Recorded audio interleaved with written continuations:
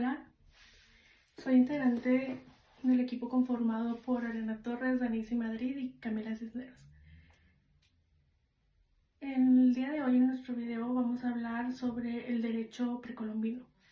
Podemos entender por derecho precolombino como el conjunto de normas que regulan o que controlan a una sociedad.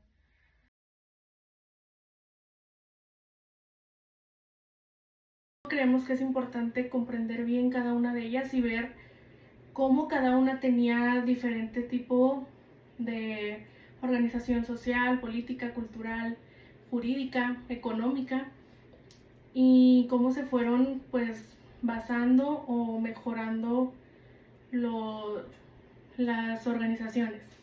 Sabemos que mucho antes de la llegada de los españoles, las civilizaciones mesoamericanas ya tenían de cierta manera sus organizaciones, ya tenían jerarquías, ya tenían tareas divididas.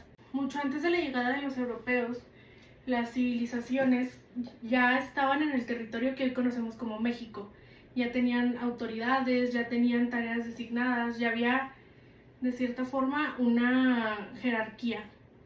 Ya tenían normas, las cuales no eran escritas como lo son ahora, las constituciones y demás. No era tanto que existieran de forma física o que estuvieran escritas. Más bien existían de forma consuetudinaria. Es decir, que se pasaban de generación en generación y que solo se compartían oralmente y, con el tiempo fueron aprobadas por la sociedad. Pero ellos ya sabían perfectamente lo que se podía hacer, lo que no se podía hacer, los castigos o las consecuencias que tenía cada uno de los actos que realizaran y no estuvieran correctos. El derecho surgió como una necesidad básica de cualquier sociedad, que era regular y mantener de cierta manera un orden. Por ejemplo, debía de haber reglas para saber quién iba a obedecer, cómo se iban a distribuir las tierras o las mercancía o productos que tenían, y también qué responsabilidades tenían. Y se puede decir que esto ya representaba como un grupo, y esto podría ser un antecedente de la organización social. Los olmecas adoraban a distintas deidades relacionadas con la tierra, la naturaleza, la fertilidad, y entre ellas estaba Tlazolteotl, que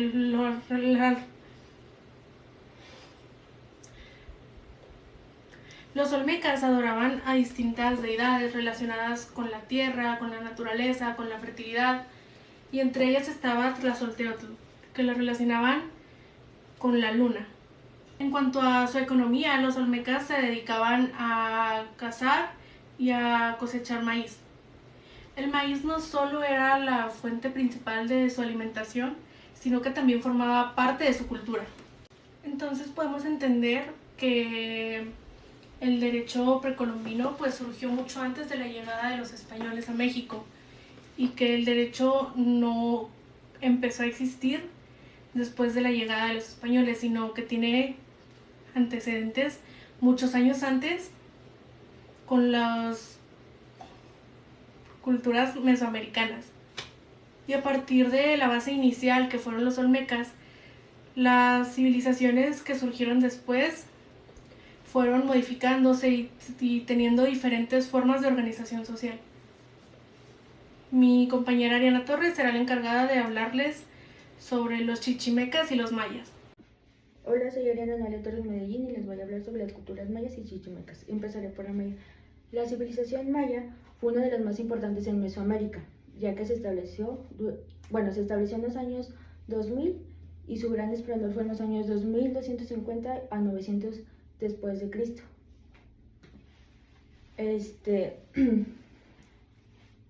Fue una de las civilizaciones que habitaron principalmente en el sureste, en el norte de México, principalmente en Yucatán, Mérida, Campeche, Quintana Roo, Tabasco, Chiapas, y regiones de Guatemala como Belice, Honduras. El origen del nombre maya proviene principalmente de una de las ciudades Mayampan, que eran uno de los centros políticos principalmente de Yucatán. Los mayas se establecieron durante el periodo posclásico, por eso fue uno de los más importantes, ya que en base a ellos se empezaron a referir a basarse en ellos para hablarle a todos los pueblos, para referirse a todos los pueblos, que compartían las lenguas, tradiciones culturales y la civilización maya está organizada, a diferencia de otros imperios centralizados, estaba organizada principalmente en ciudades-estados independientes.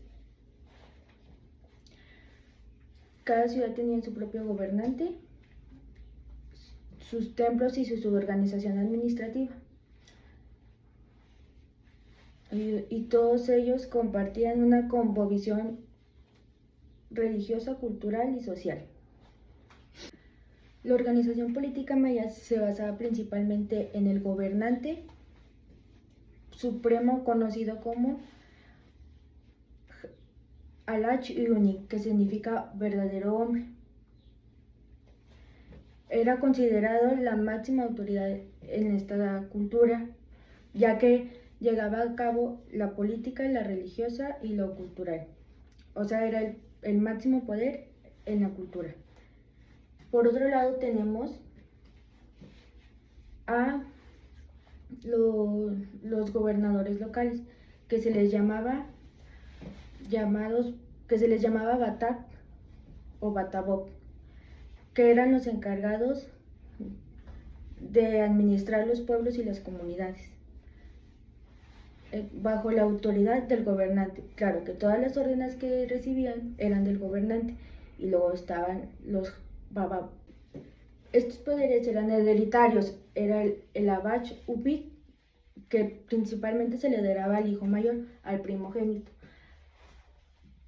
Era un sistema político de carácter hereditario, es decir, le daban carácter al hijo mayor.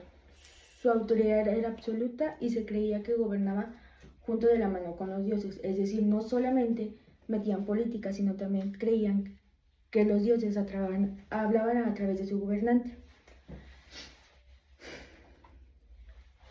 Los gobernadores Batab administraban los pueblos y se encargaban de mandar las órdenes a los pueblos, y eran los funcionarios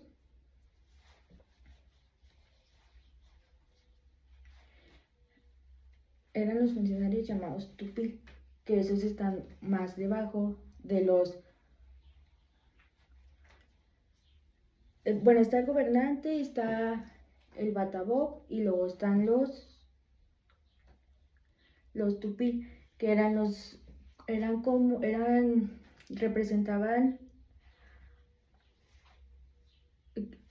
los que se encargaban de cumplir las decisiones, es decir, lo que ahora conocemos como policías, que son los que de nivel más bajo, pero no dejan de dejar de tener poder.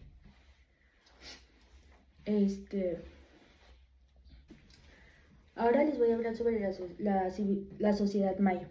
En la sociedad maya se dividía principalmente de sacerdotes, que era el poder más alto y dirigente en cada ciudad, y luego están los nobles, que estos son los que concentraban el poder político y religioso de cada ciudad, después de la burocracia administrativa. Y luego tenemos a los comerciantes. Que eran los que disfrutaban de más goce, por así decirlo, que tenían más libertades en la sociedad, en las ciudades.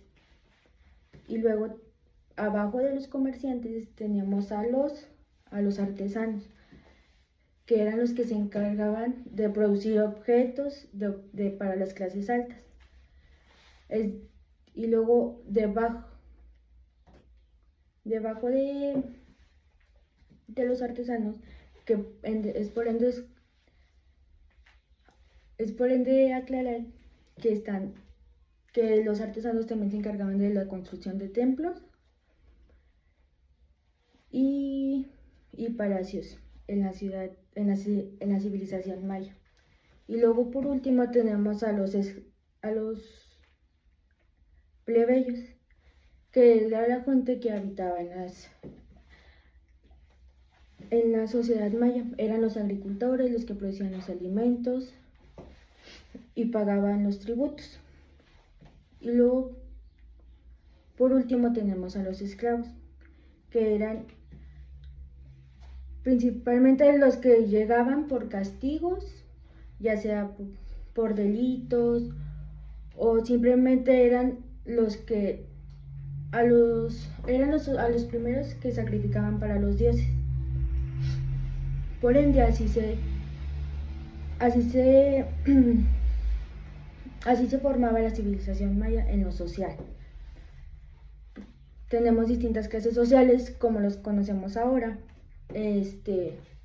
Realmente no hay mucha distinción a excepción de los esclavos, pero en cuestiones de sociedad, por ejemplo, los sacerdotes, pues podemos, no sé, definirlo como el gobierno, y luego está los nobles, que realmente si nos ponemos a comparar las cosas es como está estructurado actualmente el país. La familia se consideraba el núcleo muy importante en la civilización maya, que se regulaba mediante normas y rituales. Para ellos había tres rituales muy importantes para los habitantes o para cualquiera que pertenezca a la civilización.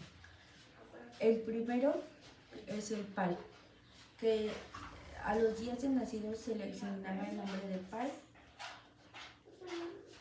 o palpi, combinado con los apellidos paternos y maternos, no muy distinto a lo que conocemos hoy en día. Es decir, pues es el nombre paterno y se le combinaba con los apellidos paternos, primero el paterno y después el materno. La segunda ceremonia era el Hetzmek, que en esta consistía que a los 3 meses a los niños y a los 4 meses a las niñas de nacidas se les realizaba el ritual, que a los niños consistía en colocarle hojadas en las caderas, y a las niñas se les ponían 3 piedras.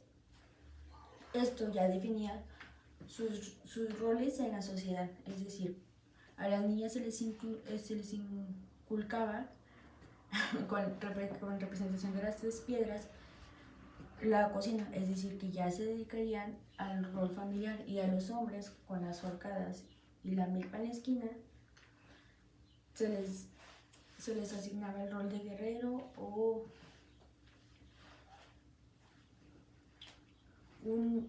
su rol como los pater familia, de cierto modo de comparación.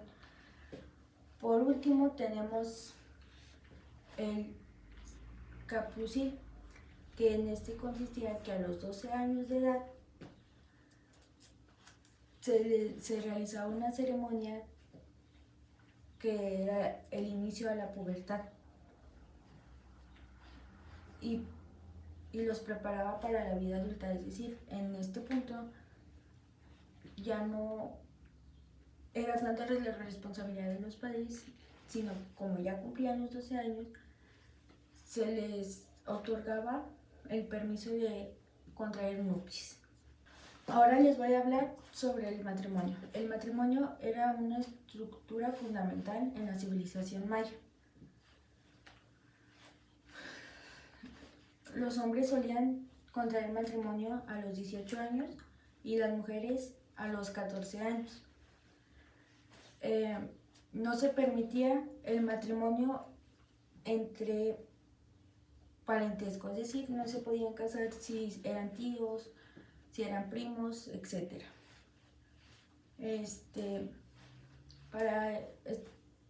Para este punto, los hombres no podían ir a buscar a las mujeres, ya que era mal visto. Los padres del hombre eran los encargados de buscarle matrimonio a sus hijos. Y por otro lado tenemos a las casamenteras, que se les llamaba Asakmantam, que ellas se encargaban también de ayudarles a buscar pareja a los hombres. Si no se llevaban a cabo estos señalizaciones o estas reglas, era mal visto para la familia del hombre que el hombre buscara a la misma mujer. Y para contraer un matrimonio, también entre los nobles era común la poligamia. Y en los sectores populares era la monogamia. Esto es, como parte del matrimonio existía el divorcio también. Para este punto ya se veía el divorcio como tal, que se solicitaba por diferentes causas, ya sea porque el hombre sentía repulsión hacia la mujer por infidelidad o porque no cumplía con sus labores domésticas o incumplimiento de los deberes que tenían, o sea, es decir, el rol que se les asignaba desde que nacían. La mujer tenía este mismo derecho de ejercerlo, así como el hombre tenía el derecho de pedir el divorcio, la mujer lo tenía. Ahora les voy a hablar sobre los chichimecas. A diferencia de los mayas, los chichimecas eran un conjunto de pueblos indígenas que habitaron en el norte de México. El término chichimeca fue utilizado por los mexicas, es decir, para referirse a diversos grupos nómadas del norte. Entre estos pueblos estaban los huachichiles, los zacatecos, los chichiles y los guamaya.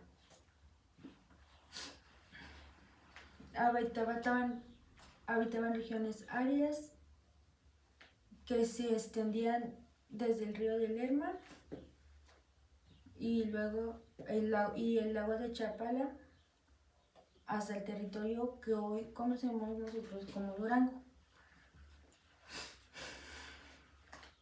Su forma de vida se basaba en la caza, en la recolección y el desplazamiento constante, es decir, eran nómadas, no estaban en un solo lugar, sino que viajaban constantemente.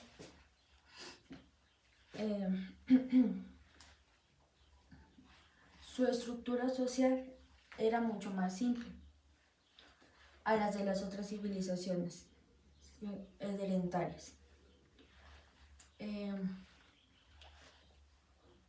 La unidad básica de la sociedad era la familia, es decir, nuevamente el núcleo es la familia. Las familias se formaban formando bandas en conjuntos que se desplazaban en busca de alimentos y recursos, es decir, no se juntaban solamente por el querer casarse o por matrimonio, sino también por el bienestar del grupo. Y en algunos casos se formaban las tribus para defenderse por actividades de guerra. Cada grupo tenía un jefe o un líder. Normalmente era el más fuerte o el más experimentado en el combate, es decir, escogían al más sabio.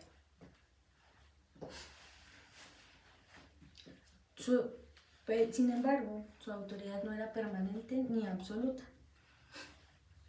ya que dependía del respeto y de la confianza del grupo. Por eso tenían que ser sabios y tenían que tenerle toda su confianza para ser este líder. Por eso no duraban tanto. En algunos pueblos chichimecas se observaban formas donde la mujer tenía un papel importante dentro de la familia, lo que algunos interpretan como rasgos de matriarcado. La sociedad chichimeca, como la familia tenía gran importancia, practicaban la monogamía. Y aunque los matrimonios podrían ser específicamente muy organizados por las familias de los contrayentes, es decir, volvemos a ver lo mismo de los mayas, los matrimonios eran arreglados y por el bienestar del grupo o de la civilización. En este matrimonio los roles se defendían, o no, se encargaban de la guerra, también de la caza y de la defensa, mientras que la mujer se encargaba de la recolección de alimentos y el cuidado del hogar y de los hijos. Es decir, ya tenían sus roles bien definidos, como tal, no era como había tantas libertades hacia las mujeres como en los mayas, es decir, bueno, como en los mayas ya tenían los roles muy definidos, también tenían el derecho a divorciarse.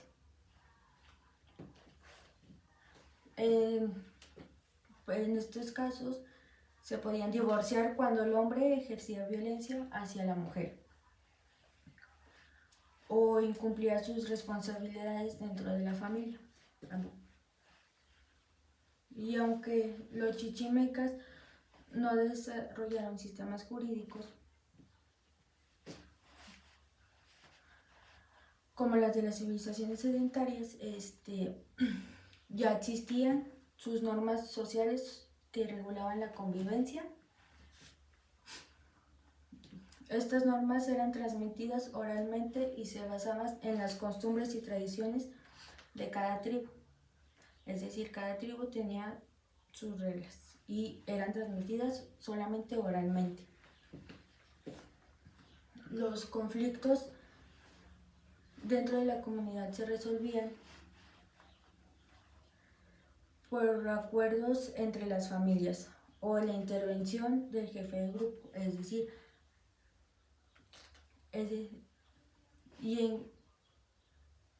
y en casos graves como el robo, la agresión o el asesinato, la justicia se manifestaba a través de la venganza directa,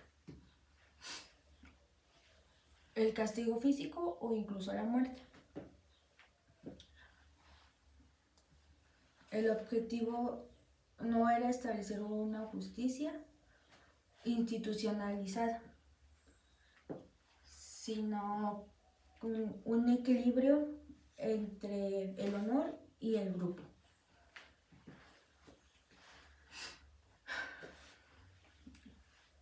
El derecho chichimeca era un sistema consuetudinario, es decir, que se basa solamente en la costumbre, transmitido de generaciones a generaciones. Por eso se basaba solamente en las costumbres, sin funcionarios formales o tribunales. encargados de aplicar la ley como lo vemos en la actualidad.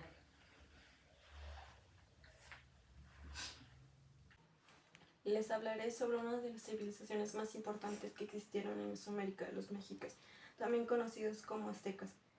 Cuando estudiamos el derecho precolombino, los mexicos son un ejemplo muy importante porque lograron desarrollar una sociedad altamente organizada. No solo tenían un gran poder militar y político, sino que también un sistema de normas que regulaban prácticamente todos los aspectos de la vida social. Su ciudad principal era Tenochtitlan, una ciudad impresionante para su época. Fue fundada en el siglo XIV y estaba construida sobre un lago. Para conectarse con tierra firme se construyeron grandes estructuras y dentro de la ciudad existieron templos, palacios y mercados muy organizados. Para que una ciudad tan grande pudiera funcionar correctamente, era necesario que existieran reglas claras, es decir, normas que indicaran qué estaba permitido, qué estaba prohibido y qué consecuencias tenía no respetar esas reglas. Por esa razón, los mexicas desarrollaron un sistema jurídico bastante estructurado. Para entender mejor este sistema, primero debemos hablar sobre su organización política. En la parte más alta del poder se encontraba el Tlatoani, que era el gobernante supremo del Imperio Mexica. El Tlatoani tenía un papel muy importante dentro de la sociedad. Era el encargado de dirigir el gobierno, organizar el ejército, tomar decisiones políticas y también participar en ceremonias religiosas. Esto significa que su autoridad combinaba poder político, militar y religioso. Sin embargo, el Tlatoani no gobernaba completamente solo. Existían consejos formados por nobles, sacerdotes y funcionarios que participaban en la toma de decisiones importantes. Esto demuestra que el poder estaba organizado dentro de una estructura política relativamente compleja dentro de la sociedad de los mexicas. Si analizamos desde una perspectiva moderna, incluso podríamos decir que la sociedad mexica tenía algunos elementos que hoy asociamos con el concepto de Estado. Por ejemplo, existía un territorio definido, una población organizada y una autoridad que ejercía el poder. Ahora bien, además de esta organización política, los mexicas también desarrollaron un sistema de justicia. Este sistema de justicia estaba desarrollado por jueces que se encargaban de resolver conflictos entre las personas. Los jueces tenían la responsabilidad de escuchar los casos, analizar la situación y aplicar las normas correspondientes. Algo muy interesante es que estos jueces debían ser personas respetadas dentro de la sociedad. Generalmente eran individuos con experiencia, conocimiento y prestigio, porque se esperaban que actuaran con justicia y responsabilidad. Además, existían diferentes niveles de tribunales. Esto significa que algunos casos podrían revisarse en instancias superiores si existía alguna inconformidad con la decisión tomada.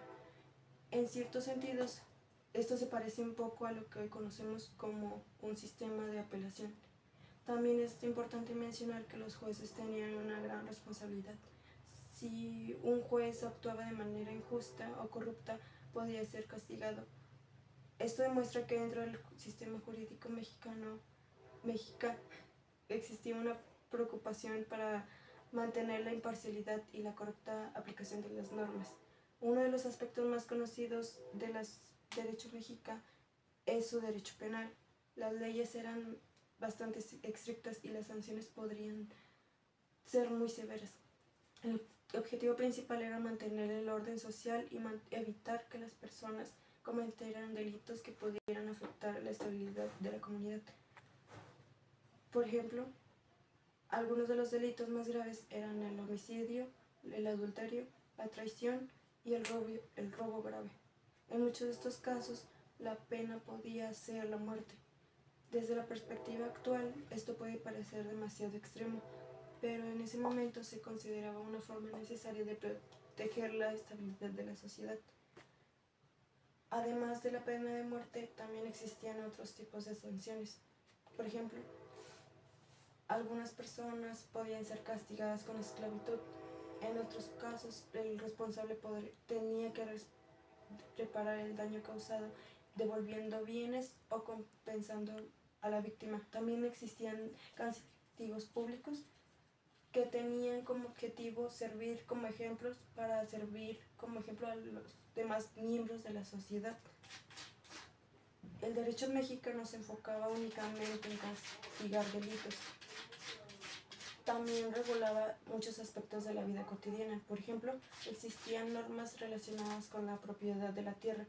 La tierra era un recurso fundamental para la sociedad mexica, porque de ella dependía la producción de alimentos y la supervivencia de la población. Por esta razón, existían reglas claras sobre su uso, su distribución y las personas que podrían trabajarla.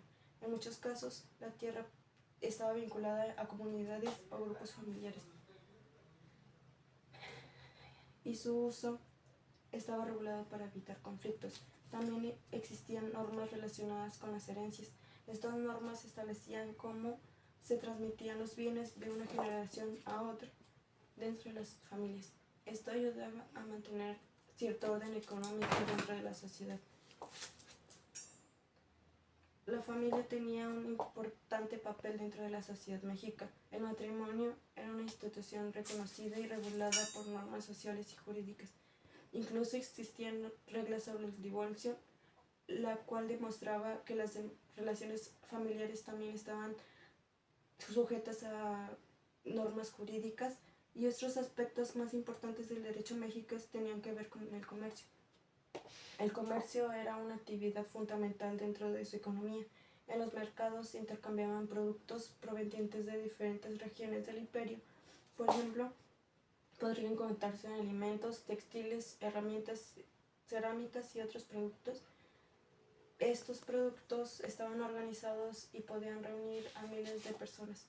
Para mantener el orden dentro de los espacios, existían funcionarios encargados de supervisar las actividades comerciales, y su función era vigilar que los comerciantes respetaran las normas, evitar engaños y garantizar que las transacciones fueran justas. Esto demuestra que el derecho también tenía una función económica, ya que ayudaba a regular las actividades económicas y mantener la confianza entre los comerciantes y compradores. Si analizamos todo esto en conjunto, podemos observar que la sociedad mexicana tenía una organización jurídica bastante compleja. Existían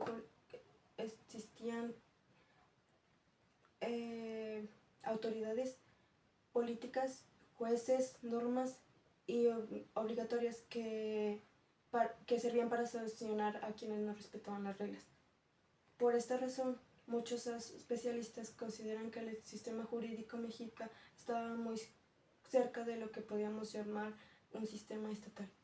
Es decir, no era un estado moderno como los actuales, pero sí tenía muchas características como que hoy asociamos con la organización del poder y el derecho.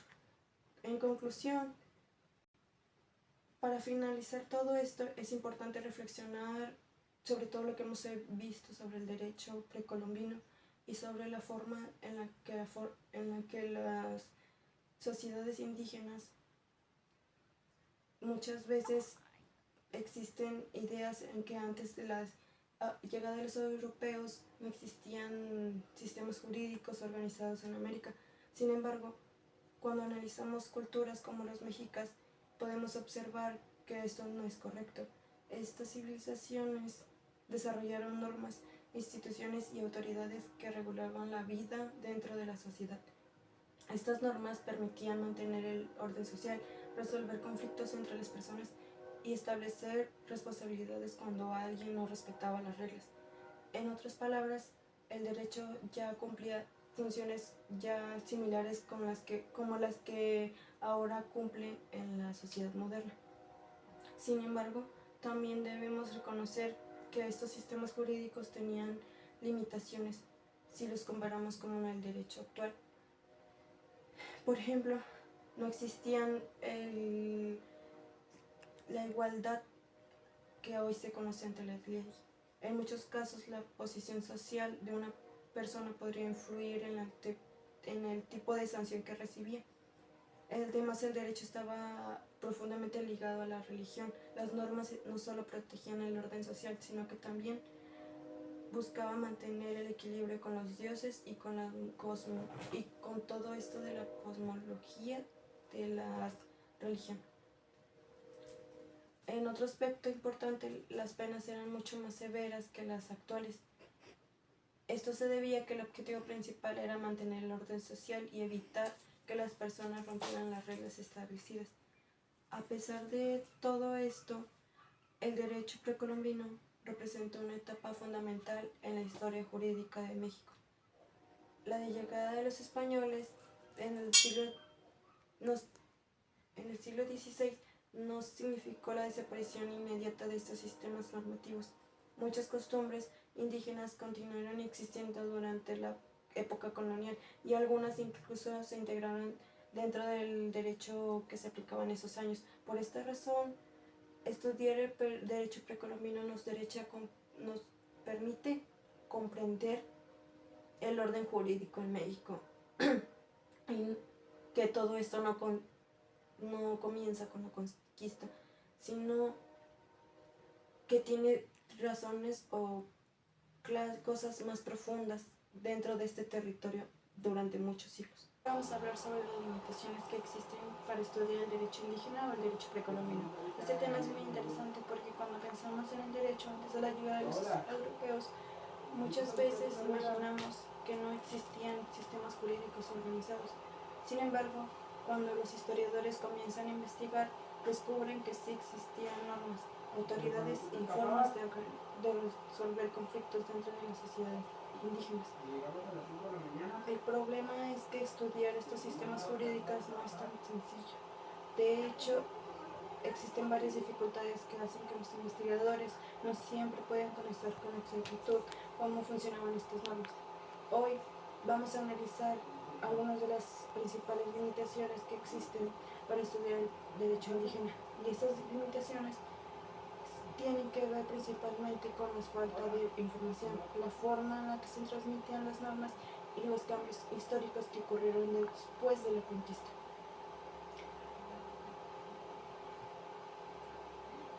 Falta de fuentes inscritas. Una de las principales limitaciones y una de las más importantes es la falta de documentos escritos. En muchas de las sociedades indígenas de América, las normas jurídicas no se escribían en textos largos como las leyes actuales. En lugar de eso, muchas reglas se transmitían de manera oral. Esto significa que el conocimiento sobre las normas y los castigos dentro de la comunidad se enseñaba de generación en generación. Por ejemplo, los padres enseñaban a sus hijos cuáles eran las conductas correctas dentro de la sociedad.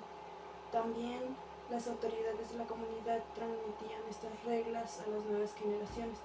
Esto era completamente normal dentro de estas culturas.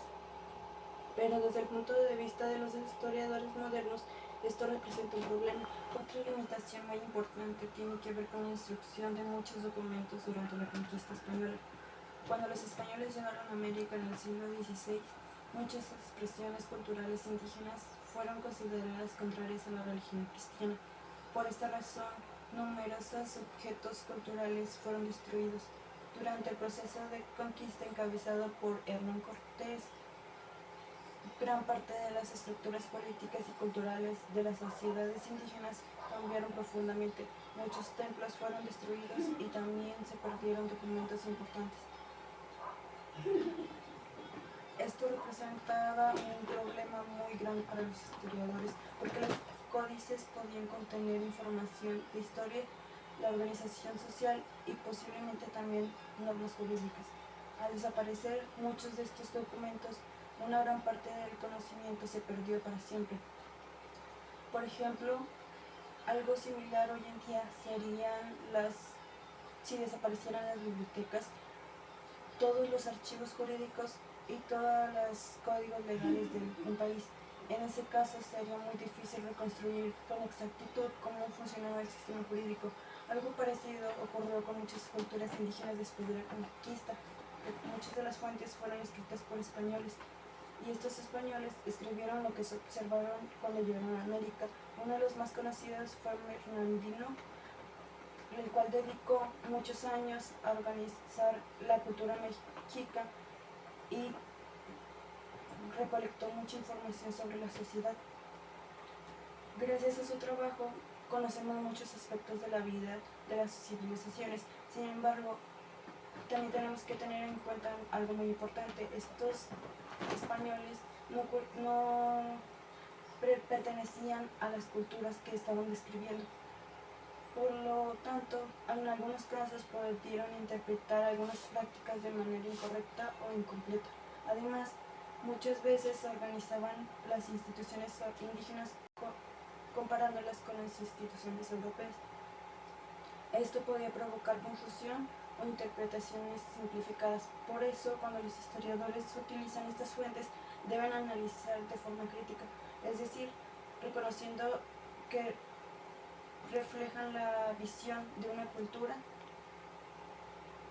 diferente. Diferencias entre el derecho indígena y el derecho moderno. Otra dificultad para estudiar el derecho indígena es que su forma de organización era muy distinta al derecho actual. En las sociedades modernas estamos acostumbrados a pensar que el derecho está separado de la religión. Sin embargo, en muchas culturas indígenas la religión, la política y el derecho estaban profundamente conectados. Las normas no solo regulaban el comportamiento de las personas dentro de la sociedad, también estaban relacionadas con las creencias religiosas y con la forma que estas culturas entendían el mundo. Por ejemplo, algunas de las normas buscaban mantener el equilibrio entre la comunidad, la naturaleza y los dioses. Esto significa que ciertas reglas tenían un significado tanto jurídico como religioso. Para los investigadores actuales, comprender este tipo de normas puede ser complicado, porque muchas veces analizamos el derecho desde una perspectiva moderna que no siempre coincide con la forma en la que pensaban estas civilizaciones. Por eso, para estudiar el derecho indígena también es necesario comprender la cultura, la religión y la visión de esta sociedad. Ahora, otra limitación importante tiene que ver con los cambios que ocurrieron después de la conquista. Cuando los españoles establecieron su dominio en estos territorios, comenzaron a aplicar el sistema jurídico español. Esto provocó que muchas instituciones jurídicas indígenas fueran modificadas o incluso sustituidas. Sin embargo, algunas costumbres continuaron existiendo dentro de las comunidades indígenas. En muchos casos, las comunidades siguieron utilizando sus propias formas institucionales de resolver conflictos. Pero ahora estas prácticas convivían con el derecho, con el sistema español jurídico. Y esto hace que sea difícil distinguir cuáles normas existían en el derecho precolombino y cuáles normas existieron después de la conquista española. Ahora, para cerrar el tema, es importante hacer una reflexión final. A pesar de todas estas limitaciones, el estudio del derecho indígena sigue siendo muy importante. Gracias al trabajo de historiadores, antropólogos y juristas, ahora sabemos que muchas civilizaciones prehispánicas complejas estaban bien organizadas. Estas sociedades tenían normas, tribunales y mecanismos para resolver conflictos. Esto demuestra que el derecho no comenzó en México con la llegada de los europeos. En realidad, las raíces del derecho de este territorio son mucho más antiguos. Se encuentran en las culturas antiguas que existieron en estas tierras durante muchos siglos. Por eso, estudiar el derecho indígena no solo nos permite conocer el pasado, sino también nos ayuda a comprender la diversidad jurídica y cultural que existió a lo largo de la historia en México.